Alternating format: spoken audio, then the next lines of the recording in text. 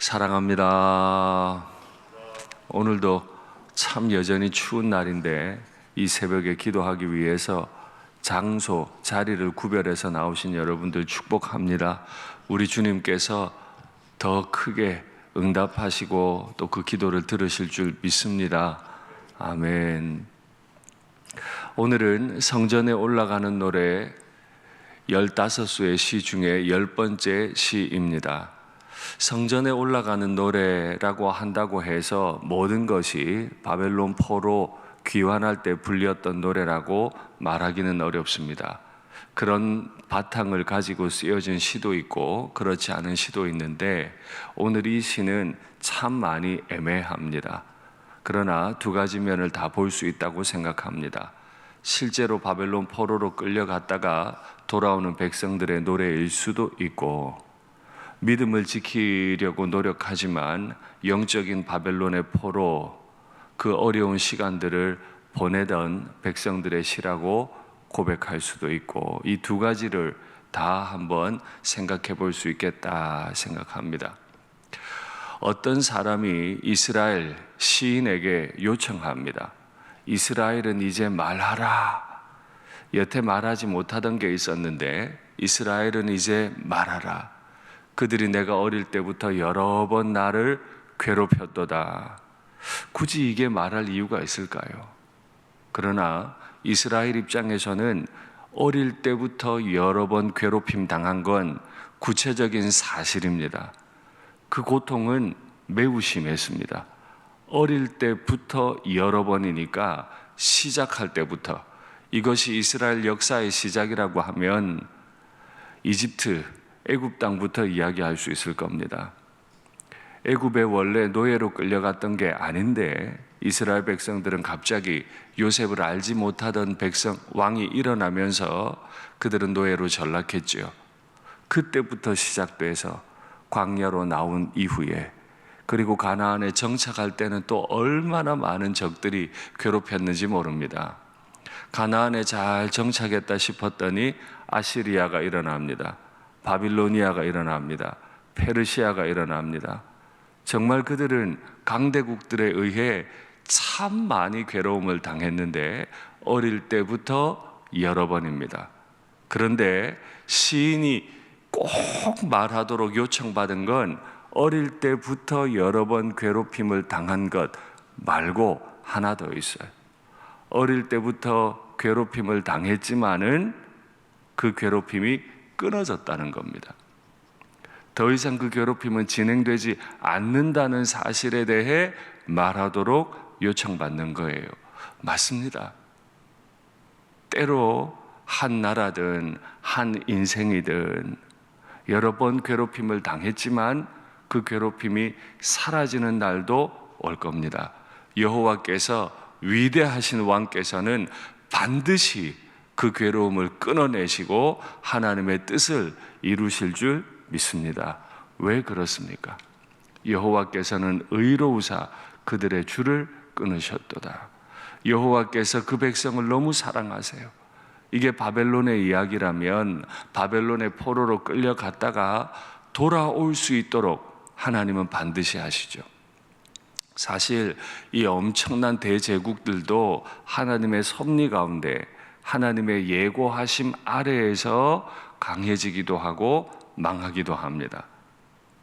어릴 때부터 여러 번 괴롭힘을 당했으나 하나님은 반드시 하나님이 사랑하셨던 백성들을 기억하셨다가 때가 되면 일으키십니다. 그런데 사실 이들이 당했던 고통은 그렇게 쉬운 게 아니에요. 밭 가는 자들이 내 등을 갈아 그 고랑을 길게 지었도다. 우리 어른들은 밭고랑을 잘 아시지요? 밭고랑을 만들려면 얼마나 많은 삽과 호미를 가지고 다 긁어냅니까? 그 고랑을 다 만들고 나면 얼마나 선명해요. 이스라엘의 대적이, 성도의 대적이 이스라엘을, 혹은 한 사람의 성도를 그 등에 고통의 흔적을 남기는데 밭고랑의 흔적같이 깊게 패이는 고통을 남겨요. 어릴 때부터 여러 번 당하면 이 고통에 대한 두려움이 생기고 그 두려움에 눌려서 아무도 우리나라를 구원하지 못할 것 같아요. 그러나 정말 그럴까요? 예, 고통의 흔적은 분명히 남을 겁니다. 내 등판에 고통의 흔적은 남을 거예요. 그러나 그 고통의 흔적이 흔적으로만 남게 하시고 여호와 하나님, 전능하신 분께서는 악인들이 나를 묶고 있던 그 밧줄을 끊어버리실 줄 믿습니다. 오늘 이 새벽에 어떤 고통의 흔적을 가지고 오셨습니까? 어떤 것이 우리를 짓눌러서 하나님이 구원하지 못한다고, 하나님도 날 버리신 것 같다고 생각하게 만들고 있습니까? 그 아들을 이 땅에 보내시고 십자가에서 온갖 고통을 당하고 나 대신 그 고통의 흔적을 다 가져가 가신 예수님께서는 반드시 우리를 구원하실 줄 믿습니다. 주후 64년에 네로 황제부터 시작되었던 엄청난 박해들, 도미티아누스 황제의 박해, 트라야누스 황제의 박해, 교회는 끝장나는 줄 알았습니다. 그러나 하나님이 악인들의 줄을 끊으셨지 교회를 끊어버리지는 않으셨어요. 반드시 하나님은 하나님의 백성들을 구원하시고 당신의 뜻을 이루실 줄 믿습니다.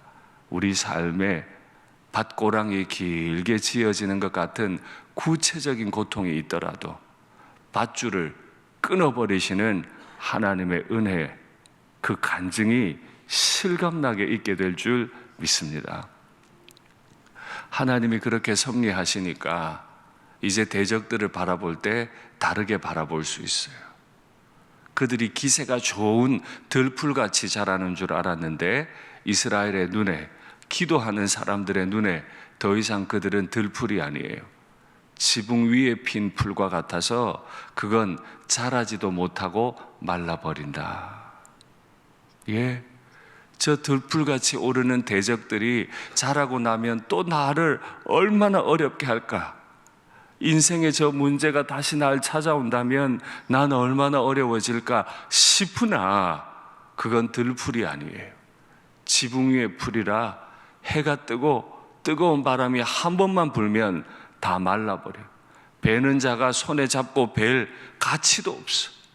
손에 잡고 벨 가치가 없으니까 풀을 베서 품에 안을 수도 없을 만큼 그들은 다 말라서 떨어져 나가버릴 거예요. 기도하는 사람은 이 용맹함을 가지게 되죠. 인생을 살면 참 많은 어려움들이 있지요. 처음 그 어려움을 대하면, 한 번 그 어려움을 대하면 죽을 것 같은 고통을 느낍니다. 실제로 등에 박고랑 같은 긴 채찍 자국이 남기도 합니다. 심장이 뜁니다. 정신적인 고통도 당합니다. 그러나 그 고통 가운데 여러 번 나를 구원하시는, 어떤 때에도 의로우시고 내가 널 지키마 하신 약속을 이루시는 하나님을 경험하면, 반드시 하나님이 그렇게 하실 텐데 그걸 경험하면 들풀같이 번져나가는 악인들의 기세도 지붕 위의 풀처럼 보이게 될 줄 믿습니다. 그리고 악한 사람들에게 마지막에 어떤 결과가 올지도 알게 돼요. 지나가는 사람들이 여호와의 이름으로 너희를 축복한다, 우리가 너희를 여호와의 이름으로 축복한다 하지 않게 될 거다. 원래 이스라엘 사람들은 아는 사람이든 모르는 사람이든 길에서 마주치면 샬롬이라고 손을 들어 인사했습니다. 여호와께서 너희에게 평강 주실지어다 인사했습니다. 그런데 악한 사람을 하나님이 어디까지 끊어버리시느냐 하면 지나가던 사람의 인사도 못 받을 만큼 형편없이 그들을 무너뜨리실 거다. 이걸 확실히 안 되는 거죠. 고통이 없지 않을 겁니다. 그 고통이 우리의 등에 박고랑 같은 채찍 같은 자국을 분명히 남길 겁니다. 그러나 우리는 믿습니다. 그 고통의 흔적을 실감나는 간증으로 바꾸실 것을 믿습니다. 말씀을 맺겠습니다. 우리는 하나님의 백성이지요. 하나님의 백성들은 고통의 흔적도 실감나는 간증으로 바꾸실 줄 믿습니다. 하나님의 대적들은 들풀같이 번지는가 싶다가도 지붕의 풀과 같이 말라버리게 될 줄 믿습니다.